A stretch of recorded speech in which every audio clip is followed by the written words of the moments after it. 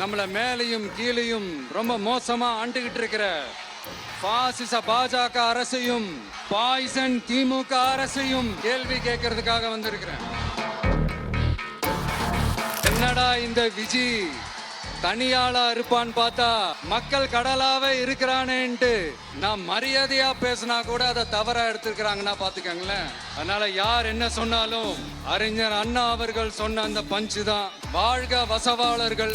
முக்காவாசி வாக்குறுதிகளை கூட நிறைவேற்றாம எல்லாத்தையும் நிறைவேற்றிட்டோம் இப்படி கொஞ்சம் கூட மனசாட்சியே இல்லாம இப்படி கதை விடுறீங்களே மைடியர்.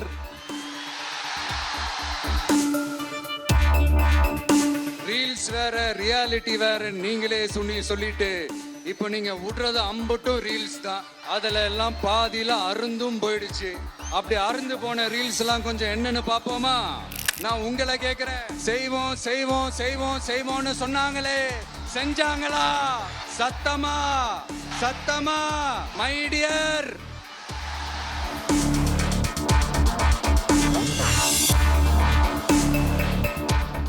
ஆச்சி ராயல் குலோப் ஜாமுன் பேக்ஸ், ஒன்று வாங்கினால் ஒன்று இலவசம். அந்த காலத்துல போருக்கு போறதுக்கு முன்னாடி போர்ல ஜெயிக்கிறதுக்காக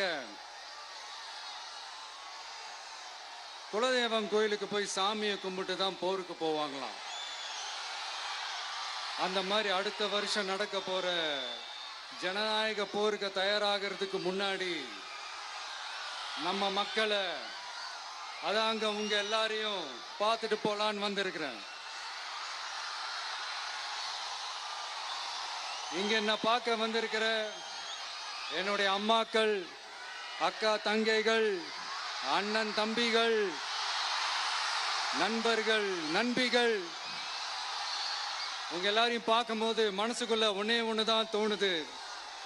உங்களோட இந்த அன்புக்காக எவ்வளவு பெரிய உயரத்தையும், எவ்வளவு பெரிய வருமானத்தையும், எவ்வளவு பெரிய வசதியையும் தூக்கி எறிஞ்சிட்டு வரலாங்க. உங்களோட இந்த அன்பை விட, இந்த பாசத்தை விட, உங்களை விட எனக்கு இந்த உலகத்துல வேற எதுவுமே பெருசா தெரியல. ஒரு சாதாரணமா இருந்த ஒரு விஜய இந்த உயரத்துல தூக்கி வச்சு கொண்டாடிக்கிட்டு இருக்கிறீங்க. உங்க வீட்டுல ஒருத்தனாவே ஆக்கிட்டீங்க, உங்க சொந்தக்காரனாவே ஆக்கிட்டீங்க. என்னங்க பெரிய பணம் வேணுங்கிற அளவுக்கு பார்த்தாச்சு. அரசியலுக்கு வந்துதான் நான் பணம் சம்பாதிக்கணுமா என்ன? அதுக்கு கொஞ்சம் கூட அவசியமே இல்லை. எனக்கு எல்லாத்தையும் எல்லாமும் கொடுத்த உங்களுக்காக உழைக்கிறத தவிர எனக்கு வேற எந்த எண்ணமும் எந்த வேலையும் இல்லை. விஜய் அண்ணா, விஜய் தம்பி, விஜி தம்பி, நம்ம விஜய், நம்ம விஜின்னு என்னடா இந்த விஜி தனியாளா இருப்பான்னு பார்த்தா எப்ப பாரு மக்கள் கடலாவே இருக்கிறானேன்ட்டு இந்த எதிரிகளுக்கெல்லாம் தெரிஞ்சவன நம்மளை பத்தி கண்ணாபின்னான்னு பேச ஆரம்பிச்சிருக்கிறாங்க. அதாவது நான் மரியாதையா பேசினா கூட அதை தவறா எடுத்திருக்கிறாங்கன்னா பாத்துக்கங்களேன். அதனால யார் என்ன சொன்னாலும் அறிஞர் அண்ணா அவர்கள் சொன்ன அந்த பஞ்சு தான். வாழ்க வசவாளர்கள் அப்படின்னு சொல்லிட்டு போயிட்டே இருக்க வேண்டியதுதான். நான் மதுரை மாநாட்டில் உங்க எல்லாரையும் நேர்ல சந்திக்க வரேன்னு சொல்லியிருந்தேன்.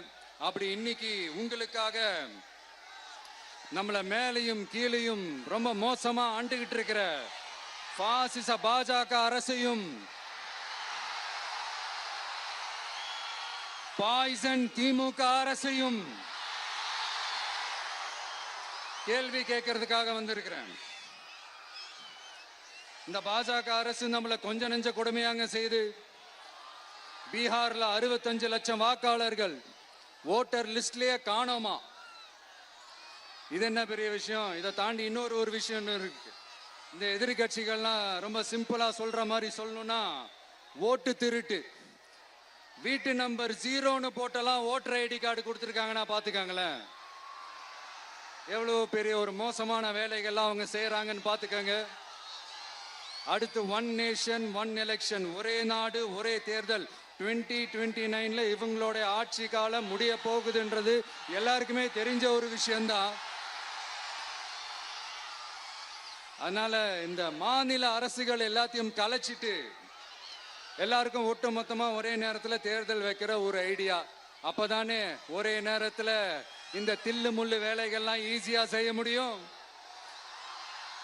இதுக்கு பேர் என்னங்க? ஜனநாயக படுகொலை தானே. அடுத்து டீலிமிட்டேஷன், பார்லிமெண்ட் தொகுதிகள் மறுசீராய்வு. நம்ம சவுத் இந்தியாவை விட நார்த் இந்தியாவுக்கு அதிகமான பார்லிமெண்ட் தொகுதிகள் கிடைக்கிற மாதிரி ஒரு மோசடி வேலை ஒன்று செஞ்சுக்கிட்டு இருக்கிறாங்க. இதைத்தான் டிவிகே முதலையே எதிர்த்தோம், இப்பவும் எதிர்க்கிறோம், இனிமேலும் எதிர்ப்போம். அதனால் இந்த SIR, one nation one election, delimitation இதெல்லாம் எதிர்கட்சிகளை அழிக்கிறதுக்காக ரொம்ப ரொம்ப முக்கியமா நம்ம சவுத் இந்தியாவோட அந்த பவரை குறைக்கிறதுக்காக செய்யப்படுற ஒரு மோசடி வேலைகள். இது ஒட்டுமொத்த இந்தியாவுக்கும் பாஜக அரசு செய்யற ஒரு துரோகம். சரி, பாஜக அரசு தான் நமக்கு துரோகம் செய்யறாங்கன்னு பார்த்தா இங்க திமுக அரசு நம்மள நம்ப வச்சு ஏமாத்திக்கிட்டு இருக்கிறாங்க.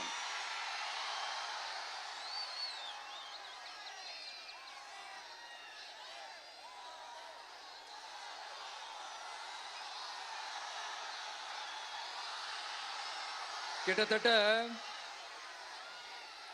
நானு நீங்க எல்லாருமா சேர்ந்து தான் இவங்க நல்லது செய்வாங்கன்னு நினைச்சு தேர்ந்தெடுத்தோம். ஆனா நீங்க பாத்தீங்கன்னா, thank you, I love you,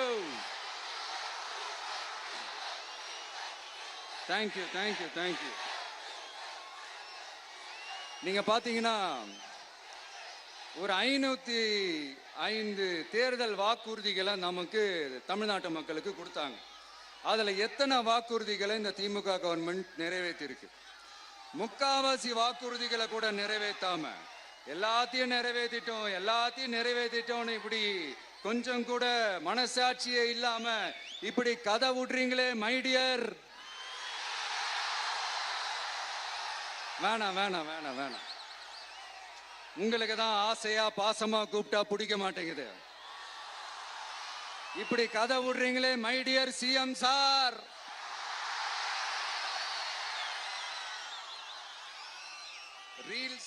reels வேற ரியாலிட்டி வேற நீங்களே சொல்லிட்டு இப்ப நீங்க விடுறது அம்பட்டும் ரீல்ஸ் தான்.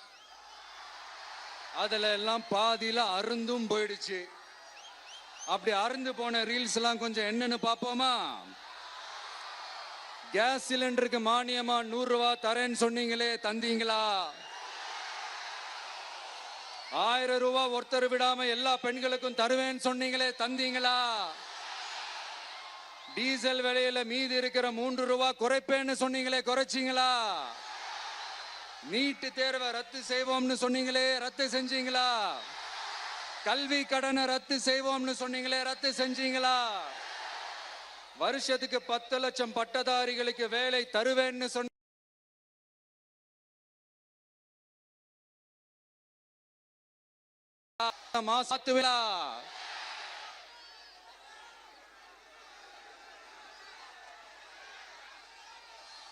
மீனவர்களை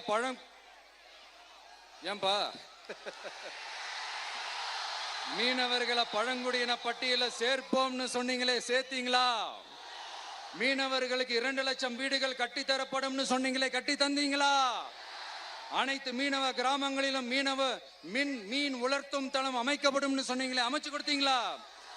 நெசவாளர்களுக்கு கூட்டுறவு சங்கத்துல கொடுக்கிற கடனுக்கு வட்டி 12% இருந்து 8% குறைக்கப்படும் சொன்னீங்களே, குறைச்சிங்களா? ஆட்டோ ஓட்டுறவங்களுக்கு சொந்த ஆட்டோ வாங்க 10,000 மானியம் வழங்குவோம்னு சொன்னீங்களே, வழங்குனீங்களா? அரசு ஊழியர்கள் ஆசிரியர்களுக்கு ஓல்டு பென்ஷன் ஸ்கீம் கொண்டு வருவேன்னு சொன்னீங்களே, கொண்டு வந்தீங்களா?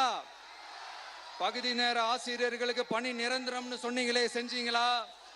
சத்துணவு மற்றும் அங்கன்வாடி பணியாளர்களுக்கு அரசு பணி உறுதின்னு சொன்னீங்களே, செஞ்சீங்களா? முதியோர் உதவித்தொகை 1500 ரூபாய் தருவேன்னு சொன்னீங்களே, தந்தீங்களா? தமிழகத்தில் இருக்கும் வேலை வாய்ப்புகள்ல 75% தமிழர்களுக்கு சொன்னீங்களே, தந்தீங்களா? 3,00,000 மேல் இருக்கிற காலி பணியிடங்கள் நிரப்பப்படும்னு சொன்னீங்களே, நிரப்புனீங்களா? தூய்மை பணியாளர்கள் பணி ஊதியம், ஓய்வூதியம் போன்ற கோரிக்கைகள் நிறைவேற்றப்படும் சொன்னீங்களே, நிறைவேற்றினீங்களா? மக்கள் நல பணியாளர்களாக 25,000 பெண்கள் நியமிக்கப்படுவார்கள் சொன்னீங்களே, நியமிச்சீங்களா? ரேஷன் கடையில மீண்டும் உளுந்து வழங்கப்படும் சொன்னீங்களே, கொடுத்தீங்களா? அனைத்து அரசு வேலை வாய்ப்புகளிலும் பெண்களுக்கு 40% முன்னுரிமை வழங்கப்படும் சொன்னீங்களே, கொடுத்தீங்களா? 35 வயதுக்கும் மேற்பட்ட திருமணமாகாத ஆதரவற்ற பெண்களுக்கு கல்வி தகுதிக்கு ஏற்ப அரசு வேலை வழங்கப்படும் சொன்னீங்களே, வழங்கினீங்களா?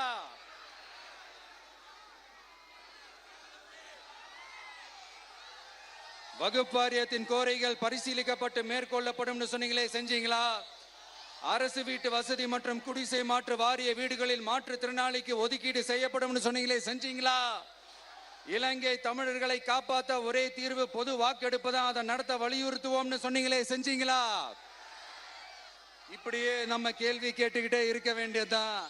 இவங்க கிட்ட இருந்து எந்த பதிலும் வரப்போறது இல்ல. ஏன்னா இருந்தாதானே.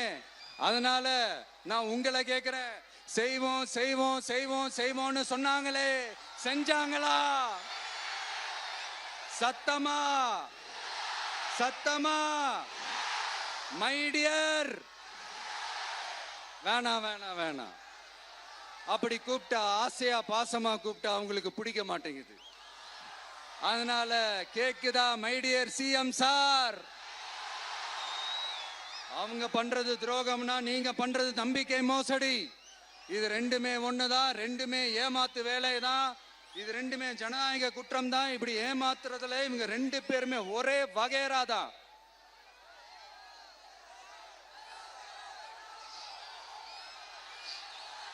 முந்தானேத்து வரைக்கும் ஒன்றிய பிரதமர், இப்போ இந்திய பிரதமர்.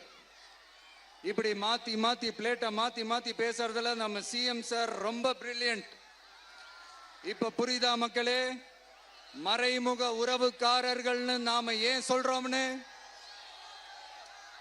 சரி, இப்ப நம்ம அரியலூர் மாவட்டத்துக்கு வருவோம்.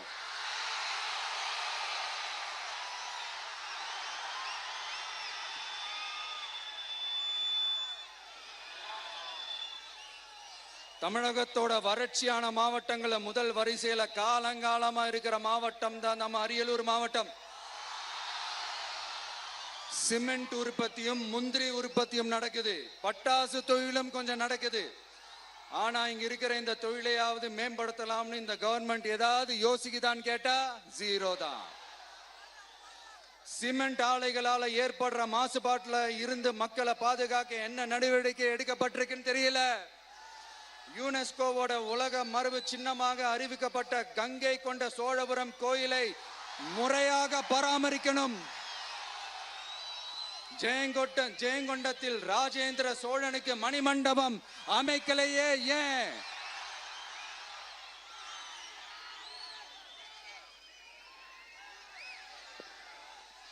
மருதையாத்தோட குறுக்க வாராணவாசி தடுப்பணை கட்டுறதை பத்தி 4 வருஷமா கண்டுக்கலையே ஏன்? அரியலூர்ல இருந்து ஜெயங்கொண்டான் காட்டுமன்னார் கோயில் வழியாக சிதம்பரத்துக்கு ரயில்வே வழித்தடம் அமைக்கணும்ன்ற கோரிக்கை என்னாச்சுன்னு தெரியல. ஜெயங்கொண்டத்திலிருந்து கும்பகோணத்திற்கு ரயில்வே வழித்தடம் அமைக்கணும்ன்ற கோரிக்கை என்னாச்சுன்னு தெரியல. அரியலூர்னாலே முந்திரி உற்பத்தி தான் பிரதானம். அதனால முந்திரி தொழிற்சாலை அமைக்கணும்ன்ற கோரிக்கை என்னாச்சுன்னு தெரியல. இந்த மாவட்ட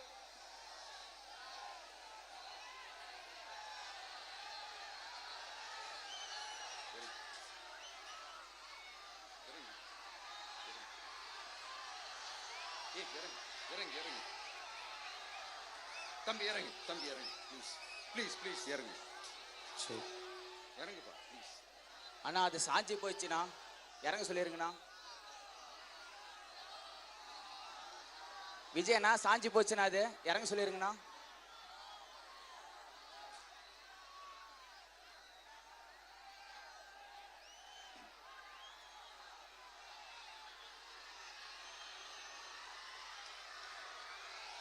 ஹலோ பிரதர் சார், அவரை இறங்க சொல்லுங்க ப்ளீஸ்.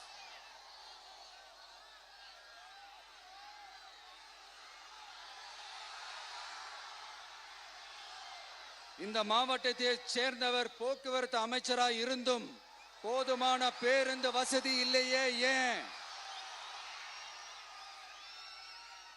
என்னடா இவன் வந்ததுல இருந்து கேள்வியா கேக்குறான், இவன் வந்தா என்ன செய்வான்னு கேக்குறீங்க அதானே? தீர்வை நோக்கி போறதும் தீர்வை காண்றதும் மட்டும்தான் நம்ம டிவிக்கோட லட்சியமே. நம்மளோட தேர்தல் அறிக்கையில இதுக்கான விளக்கத்தை ரொம்ப தெளிவா சொல்லுவோம். ஆனா அதுக்கு முன்னாடி அதை செய்வோம் இதை செய்வோம் இந்த பொய்யான வாக்குறுதிகள்லாம் எப்பவுமே கொடுக்க மாட்டோம். எது நடைக்கு சாத்தியமோ எது உண்மையோ அதை மட்டும்தான் கொடுப்போம். ஆனா அட் த சேம் டைம் மருத்துவம், குடிநீர், ரேஷன், கல்வி, அடிப்படை சாலை வசதி, மின்சாரம், இந்த மாதிரி அடிப்படை விஷயங்கள்ல நோ காம்ப்ரமைஸ். பெண்கள் பாதுகாப்புல, சட்டம் ஒழுங்கு பாதுகாக்கிறதுல நோ காம்ப்ரமைஸ். சிம்பிளா நம்மளுடைய விஷன் என்னன்னு சொல்லணும்னா, ஏழ்மை வறுமை இல்லாத தமிழகம், குடும்ப ஆதிக்கம் இல்லாத தமிழகம், ஊழல் இல்லாத தமிழகம், உண்மையான மக்களாட்சி, மனசாட்சி உள்ள மக்களாட்சி. கான்பிடண்டா இருங்க, நல்லதே நடக்கும், வெற்றி நிச்சயம். மீண்டும் சந்திக்கும் வரை நன்றி, வணக்கம்.